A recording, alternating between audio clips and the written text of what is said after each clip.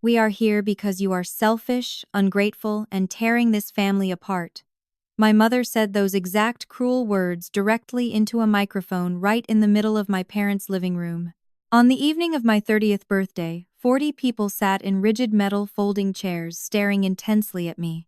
It felt exactly like I was on trial for a crime I did not commit.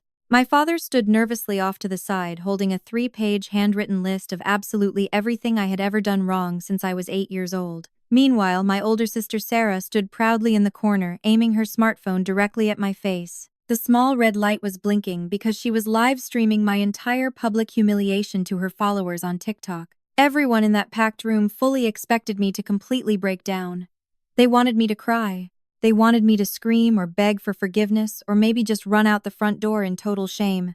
They wanted a dramatic reaction to prove their toxic narrative.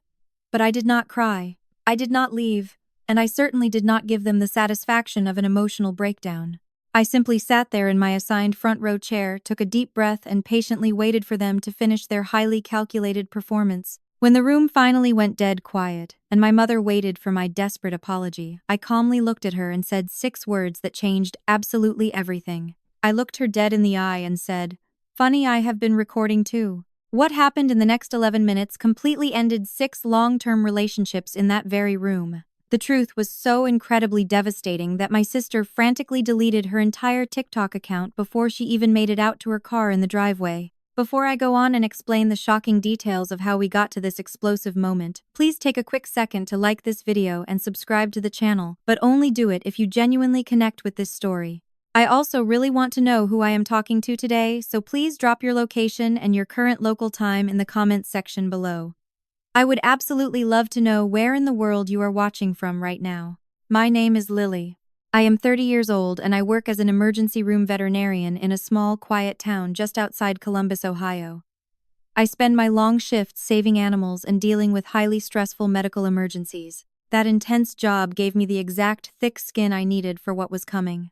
This is the true story of how my own family threw me a surprise intervention for my 30th birthday to publicly destroy my reputation, and how their toxic trap completely backfired, making it the absolute worst night in the history of our family. To truly understand how that explosive intervention happened, we have to go back in time. Let me take you back exactly 3 months before that terrible night, just to set the scene and show you what my life actually looked like. It is a late Friday evening, and I am sitting alone in my car in the dark animal hospital parking lot. I have just finished an absolutely brutal 14-hour shift performing back-to-back emergency surgeries on critically injured pets. My work scrubs smell heavily of strong iodine and wet fur. I am completely exhausted, just leaning my heavy head against the steering wheel, with my eyes closed trying to catch my breath. When I finally check my phone, the screen immediately lights up with 3 demanding text messages from my family. The first message is from my mother casually asking me if I can handle her expensive medical insurance bill this month. The second is from my father, containing absolutely no words at all, just a blurry photo of a massive roofing invoice. The third message is from my older sister Sarah, confidently asking if she can borrow $400 to buy an online marketing course to build her personal brand. Sitting there in the cold car, I pull up my banking application and do the exact same exhausting math I do every single month. I pay $1,100 for the mortgage on the house of my parents. I pay $340 for the health insurance supplement of my mother. I pay $280 for the monthly car payment of my sister. I also spend around $150 dropping off fresh groceries for them every single Sunday. That totals roughly $2,100 a month, which is nearly half of my entire take-home pay as a veterinarian. Meanwhile, my own apartment is entirely filled with cheap particle board furniture. My refrigerator contains only a few cheap meal prep portions stored in flimsy plastic containers. I currently drive a beat-up compact car with over 130,000 miles on the failing engine. I have not taken a single vacation since I graduated from veterinary school exactly 8 years ago. Not one. The craziest part is that I never complained about this massive financial burden. Not once. I grew up closely watching my grandpa Arthur stretch every single dollar to provide for us, and he constantly taught me that family always takes care of family. So I took care of them without asking any questions. I just did not realize the massive difference between genuinely taking care of someone and being completely taken from. I was nothing more than a human automated teller machine to them, but I was about to find out exactly where all that hard-earned money was really going. I was actually incredibly good at simply letting the blatant favoritism and the painful silence go. I swallowed my pride for years just to keep the peace in our family, but that blind loyalty completely shattered on a random Tuesday evening, about 3 months before my 30th birthday. I had just finished my shift at the veterinary clinic and decided to stop by the house of my parents to pick up a heavy jacket I had accidentally left behind the previous Sunday. The back door was completely unlocked, which was totally normal for them. I quietly stepped inside the hallway and immediately noticed the bright kitchen lights spilling across the floor. I heard two familiar voices talking. It was my mother and my older sister Sarah. I almost called out to say hello, until I suddenly heard my own name. I froze deeply in the shadows. "We do it on her birthday," my mother said in a cold, calculating tone. She explicitly explained that everyone was already coming over to celebrate anyway. We sit her down in front of all the guests and we finally tell her the absolute truth. We tell her she is incredibly selfish and she controls us with her money, and we are completely done walking on eggshells around her. My hand literally froze, hovering over the wooden doorframe. Sarah let out an excited laugh and confidently stated that she was going to film the entire intervention. She claimed this was exactly the kind of highly engaging content her social media page desperately needed. She called it raw and real family drama. But then Sarah hesitated for a brief second. She nervously asked our mother what would happen if I got mad and simply stopped paying all of their monthly bills. My mother let out a short and incredibly confident laugh. It was the exact way you laugh at a helpless child who threatens to run away from home. She smugly explained to Sarah that I was completely trapped no matter what I did. She stated that if I walked out of the house during the intervention, I would instantly prove to all 40 guests that I was the deeply selfish villain they claimed I was. And if I stayed and made a dramatic angry scene, it would just show everyone that I was crazy and could not handle the truth. I stood there in the dark hallway for maybe 10 seconds, but it honestly felt like 10 agonizing minutes. My pulse was pounding so loudly in my ears I thought they could hear it. My legs felt entirely hollow. Instead of confronting them, I slowly backed out through the back door without making a single sound. I walked directly to my beat-up car, sat in the driver's seat, and stared blankly at the garage door, realizing my own family was actively plotting to destroy me. I sat in the driver's seat of my beat-up car, staring blankly at the garage door for exactly 20 minutes. My hands were gripping the steering wheel so tightly that my knuckles turned entirely white. I finally reached for my phone and called my best friend Chloe. We have known each other for years, and she happens to be a highly successful civil rights attorney. I told her absolutely everything I had just heard in that kitchen, word for word. She listened in complete silence and did not interrupt me a single time. When I was finally done speaking, she asked me one simple question. She asked if I still had that standard voice recorder application installed on my phone. I want to be entirely clear with you about my intentions right now. I did not sit in my car that night and meticulously plan out some evil revenge against my family. I was strictly planning my own survival, but I had no idea just how much I was actually going to need that survival plan. A few days later, the situation escalated from a painful family betrayal to a highly calculated professional assassination. Chloe sent me a screenshot of a private social media message that made my blood run cold. My mother had secretly reached out to the director of my veterinary clinic and several of my closest coworkers.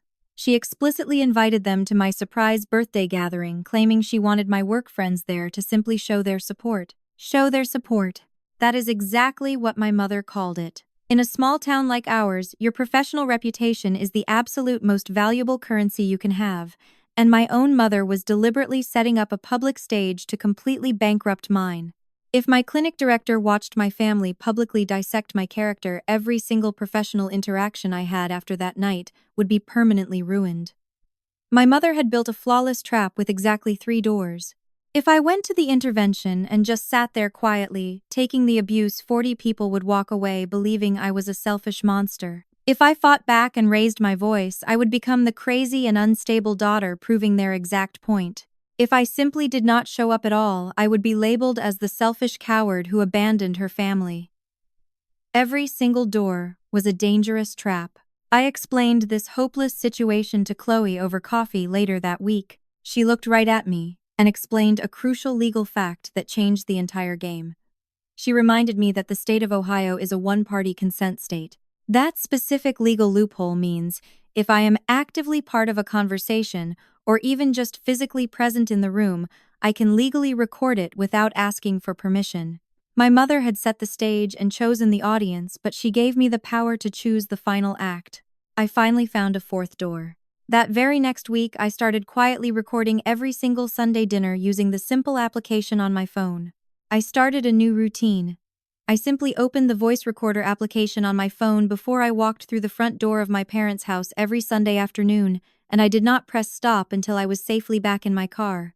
I was originally just looking for basic protection against their planned intervention, but the thing about a digital recorder is that it does not filter anything out. It catches absolutely everything, and apparently every single conversation in this toxic house was worth catching. During the second week of my secret recordings, I was standing alone at the kitchen sink rinsing dinner plates. The door leading out to the garage was cracked open just a few inches. I heard the voice of my dad drifting inside, but it sounded completely different. His voice was soft and light, almost like a nervous teenager talking to his high school crush. He was on the phone with a woman named Susan. I stood perfectly still and listened as my father warmly laughed and told Susan that Tuesday worked perfectly for him. He actually bragged to this other woman that after 22 years of marriage, my mother still blindly believed he went to a local bowling league every single Tuesday night. I gripped the edge of the kitchen sink so hard my knuckles turned completely white. I had accidentally just uncovered a 22-year-long affair. But the absolute worst betrayal happened on week 4. I decided to arrive 20 minutes early for Sunday dinner. The front door was locked, so I quietly walked around the side of the house toward the back patio. The bedroom window of my mother was cracked open, and I could clearly hear her talking on speakerphone with my Aunt Carol. My mother confidently confessed that she had secretly moved exactly $14,000 from the estate sale of my grandpa Arthur directly into her own private bank account. She explicitly told Aunt Carol that my dad had absolutely no idea the money even existed. Then the tiny voice of Aunt Carol echoed through the speakerphone, laughing as she admitted her own dirty secret. She confessed that she had secretly sold the beautiful vintage gold watch belonging to Grandpa Arthur for a miserable $800. They coldly agreed that if anyone asked, they would just lie and say the watch was currently at the jeweler getting professionally cleaned. Then my mother told Aunt Carol to make sure they kept the entire thing a strict secret from me. She actually laughed out loud and said I would not notice anyway, because I was way too busy paying her monthly mortgage. I stood frozen in the backyard, staring at my phone screen as the red recording bar pulsed quietly. They were sitting on $14,000 in secret cash, while I was eating cheap meal prep out of plastic containers and driving a dying car just to keep a roof over their heads. The very next Sunday, I was sitting at the dining room table eating my dinner in complete silence. The husband of my sister Sarah, a hard-working man named Mark, could not make it to dinner that evening. He was currently working an extra shift doing heavy electrical work just to provide a good life for them. After drinking 2 large glasses of red wine, Sarah carelessly leaned across the wooden table and called her husband entirely useless. Her words were incredibly bitter. She coldly complained that Mark had completely peaked at 35 years old, and she explicitly stated she genuinely wished she had never said yes at their wedding altar. My mother just sat there and completely agreed. My phone sat quietly in my pocket, recording every single toxic word. Exactly 40 minutes later, I watched Sarah step out into the narrow hallway with her phone pressed to her ear. I could clearly hear her tone of voice completely shift. Suddenly, she sounded incredibly sweet and warm. She told Mark she missed him terribly and affectionately called him the absolute best thing in her entire life. I looked at this woman who had just publicly wished she never married her husband, now pretending to be a deeply loving wife. I realized that every single person in this family wore a highly calculated mask to hide their true faces. I was the only one who did not wear a mask. One day before my 30th birthday, I drove 40 minutes out of town to visit my grandpa Arthur at his quiet assisted living facility. We sat together by his window just like we always did on Saturdays. He looked at me with his sharp eyes and quietly warned me that my mother was planning something very big for my birthday.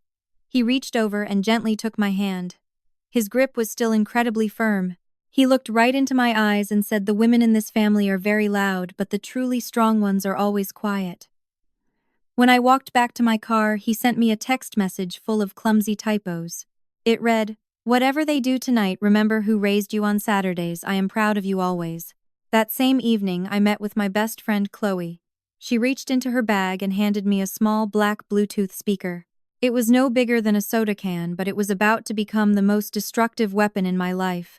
She looked me dead in the eyes and gave me one final serious warning. She firmly told me that once I pressed play in front of all those guests, I could never unring that bell. There was absolutely no going back to normal after the truth came out. I took the small speaker from her hands and simply nodded because normal was exactly what I needed to destroy. Okay, let me step outside the story for a quick second to be entirely honest with all of you watching right now. The night before my 30th birthday, I almost did not go to that house. I sat alone in my small apartment, and I seriously considered packing a bag, driving to the apartment of Chloe, and just pretending that absolutely none of this was happening. I was terrified of what was waiting for me, but here is the hard truth that stopped me from running away. If I did not show up, they would simply tell their twisted version of the story without me. 40 people, including my boss from the veterinary clinic, would hear their lies, and I would instantly become the cowardly villain who could not even face her own family. So let me ask you a very serious question right now. What exactly would you have done in my situation? Would you have bravely walked into that hostile room, or would you have safely stayed home to protect your peace? Please tell me your honest answer in the comments below because I truly want to know. I ultimately decided to go. I pulled my beat-up car into the driveway of my parents exactly at the scheduled time. There were cars lining the street in both directions. It looked like a massive neighborhood gathering rather than a simple birthday dinner. My phone was fully charged and the recording application was actively running in my pocket. The small Bluetooth speaker was already perfectly paired and ready to go. I took one massive deep breath, smoothed out my shirt, and walked right through the front door. The entire living room had been completely rearranged. The comfortable couches were violently shoved against the walls and the heavy coffee table was entirely gone. In their place were 4 rigid rows of metal folding chairs facing a single microphone standing on a tall chrome tripod. Directly behind that microphone hung a massive banner made of white butcher paper with huge blue block letters. The banner aggressively read, "We love you enough to tell the truth." There was absolutely no birthday cake, and there were absolutely no wrapped presents anywhere to be seen. I slowly scanned the silent room and saw exactly 40 faces staring right back at me. Some people smiled nervously while others actively avoided making any eye contact at all. I quickly spotted the professional director of my veterinary clinic sitting in the second row with his arms strictly crossed. I saw several of my closest clinic coworkers sitting quietly nearby, looking incredibly confused about why they were even invited. Over in the far corner, my older sister Sarah was eagerly standing directly behind a tall professional tripod. Her phone was mounted perfectly on top and a small red dot was blinking steadily. She was already broadcasting my public humiliation live on her social media page for strangers to watch. I looked toward the very back row near the main exit and finally spotted my best friend Chloe. She was sitting perfectly still with her heavy purse resting calmly on her lap. The top zipper of her leather purse was left slightly open exactly as we had carefully planned the night before. The hidden speaker was waiting quietly inside. I took one final look around the crowded room to fully process the extreme betrayal of my own parents. Then I calmly walked right past the staring crowd, approached the single empty folding chair waiting in the absolute center of the front row, and sat down to face my brutal trial. I took my seat in the exact center of the front row. My mother confidently stepped up to the chrome microphone. She was wearing her best cream-colored blouse that she usually saved for church Sunday. Her hands were incredibly steady. She smiled warmly at the crowded room, looking exactly like she was hosting a friendly neighborhood potluck dinner. "Thank you all for coming," she announced smoothly. "I know this is not what Lily expected tonight, but as a family we decided it was finally time to be completely honest." She slowly pulled a folded sheet of paper from her pocket and publicly declared that I was deeply selfish and dangerously cold. She told 40 staring people that I held my financial support over their heads like a heavy weapon, treating my own parents like a pathetic charity case. She confidently claimed they were only doing this public intervention because nobody else in the family had the courage to tell me the truth. 2 of her friends in the audience actually nodded in agreement with tears in their eyes, completely buying every single word of her toxic performance. I sat perfectly still with my hands folded, resting on my knees. I kept my face entirely neutral, displaying the exact same calm expression I use when a stressed pet owner is aggressively yelling at me inside the veterinary clinic. Next, my father nervously stood up. He reached into his shirt pocket and pulled out 3 pages of lined notebook paper tightly folded in thirds. I instantly recognized the sharp handwriting on the pages. It was the handwriting of my mother. She had written the entire list and he was just the obedient delivery man. For 7 solid minutes, my father stood there and read an agonizingly detailed list of every single childhood mistake I had made since I was 8 years old. He blamed me for a broken window from elementary school and criticized me for moving out at 22 without asking for their permission. He scraped my entire childhood down to the bone, while 40 people silently watched. When he finally finished, I purposely let 10 incredibly heavy seconds of dead silence pass through the room. I let everyone feel the extreme weight of what had just happened. Then I calmly stood up. The metal chair scraped loudly behind me. I kept my voice completely level and politely asked my parents if we could discuss this privately, just the family. My mother immediately shook her head no, claiming they specifically needed these witnesses. From the corner, Sarah yelled at me to sit back down, eagerly adjusting her phone because this was perfect content for her stream. I took one massive deep breath.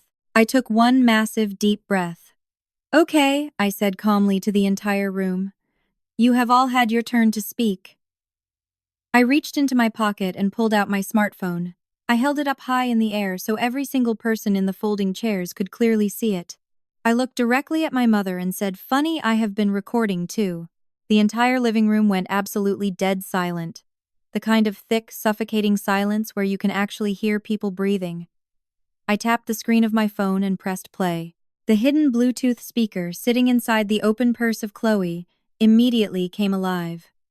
The audio was incredibly loud and crystal clear. The first recording was the voice of my father. He sounded completely different than the man standing at the microphone. He sounded easy and light. He was talking to Susan on the phone, explicitly coordinating their secret meetup. His voice confidently echoed through the room, bragging that after 22 years, my mother still blindly believed he went bowling on Tuesdays. All the color instantly drained from the face of my mother. She looked like all the blood had just vanished from her body. My father lunged forward in his chair, desperately screaming at me to turn it off. I did not move a single inch. I simply tapped the screen and played the second audio file. It was the clear voice of my mother and my Aunt Carol. My mother was confidently explaining how she secretly moved $14,000 from the estate of Grandpa Arthur directly into her personal bank account. Then the voice of Aunt Carol laughed through the speaker, admitting she had secretly sold the vintage gold watch of Grandpa Arthur for $800. A massive wave of whispered disbelief rolled through the audience of 40 people. The coworkers from my veterinary clinic stared in absolute shock. Aunt Carol bolted up from her folding chair, as if it had suddenly caught on fire. Before anyone could say a word, I played the third and final file. It was the slurred, bitter voice of my sister Sarah aggressively calling her husband Mark completely useless. Her recorded voice coldly stated that he had peaked at 35, and she genuinely wished she had never married him. Mark was sitting perfectly still in the second row. He slowly stood up and looked directly at the collapsing face of his wife. He did not yell or cause a scene. He just turned around and walked right out the front door. Sarah violently lunged at her tall tripod, frantically deleting her social media application and desperately trying to erase the live stream she had created. I lowered my phone and looked at the shattered room. "Now you all know exactly who is the selfish one in this family," I said quietly. "I need to pause the story right here and ask all of you watching a very important question. Do you think I went way too far with my revenge, or do you think I should have played those recordings much sooner? Please drop your honest thoughts in the comments below, because I truly want to read your perspective." I looked around the completely shattered living room and watched the devastating consequences of their own actions unfold. The silence in the house was incredibly heavy. I slowly put my phone back into my pocket and stood up incredibly straight. I did not raise my voice or show any anger, but I spoke clearly so there would be absolutely no confusion among the remaining guests. I firmly announced to my parents that starting exactly at midnight I was officially canceling all of my automatic bank transfers. I told them I was no longer paying their monthly mortgage. I was no longer covering the expensive health insurance premium of my mother, and I was permanently done making the monthly car payments for my sister Sarah. My mother loudly gasped in absolute horror. She gripped the edge of her metal folding chair and desperately cried out that I could not do that because they entirely depended on my money to survive. I looked right into her panicked eyes and calmly replied that I was simply giving them exactly what they asked for. They publicly demanded a life completely free from my terrible selfishness, so I was finally granting their wish. I turned my back on them and confidently started walking toward the front door. My brutal intervention was finally over, but my real life had just truly begun. I was only a few steps away from the main exit when the professional director of my veterinary clinic suddenly stood up from his chair. He buttoned his jacket and stepped directly into the center aisle. He looked at me with total professional admiration and loudly declared to the entire room that my actions tonight did not change my position at the clinic, but his personal respect for me had actually just gone up. He told me he knew exactly who I was, and I walked out that door with my head held high. The fallout from that explosive night was incredibly swift and absolutely permanent. The very next day, my father packed a bag and moved out of the house. He completely lost his wife and his secret 22-year fantasy in the exact same night. A few months later, Mark officially filed for divorce and permanently kicked Sarah out of his house. She was forced to move back into the house of my parents, and she permanently deleted her social media page. Aunt Carol was completely shunned by the rest of our extended family after they found out she actually stole and sold the vintage watch belonging to Grandpa Arthur. It only took one single week for the glue holding our toxic family together to completely dissolve, and they finally realized that I was always the glue. Exactly 1 year later, I celebrated my 31st birthday in my own quiet apartment. There were no metal folding chairs and absolutely no cruel interventions. It was just me, my best friend Chloe, a few amazing coworkers from the animal clinic, and Grandpa Arthur happily singing happy birthday to me over a video call. The candles were bright, and my heart was finally completely at peace. I did not destroy my family that night. Their own toxic lies destroyed them. I simply gave their hidden truth a very loud microphone. If you are listening to my story right now, and you are currently paying the bills for toxic people who constantly call you ungrateful, I want you to remember this powerful lesson. Setting firm boundaries does not make you a bad person. Boundaries are not massive brick walls. They are simply doors, and you have the absolute power to decide exactly who gets to walk through them and under what terms.